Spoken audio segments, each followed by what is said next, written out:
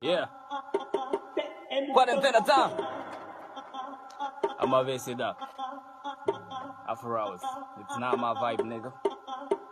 Flagrei meu pai e minha dama na minha cama. Sexo.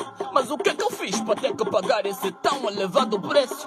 Maluca da gaja, cara sem vergonha, bandida, pediu-me perdão. Com lágrimas no rosto a dizer que eu sou o único que ela tem no coração. Açúcar, Kenga, cala a boca, eu não quero mais ouvir o que delas. Ai, você não presta, como é que tiveste a coragem de como o próprio pai? Eu tenho a certeza que foi por ti que ela abandonou a minha mãe.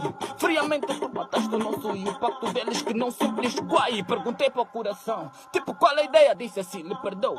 Mandei-lhe um manguito que incluí que vou trabalhar só com o cérebro agora. Então adeus Maria, mas você sabia que já me arrepia ter sempre que citar o nome da mãe de Jesus para chamar uma vadia.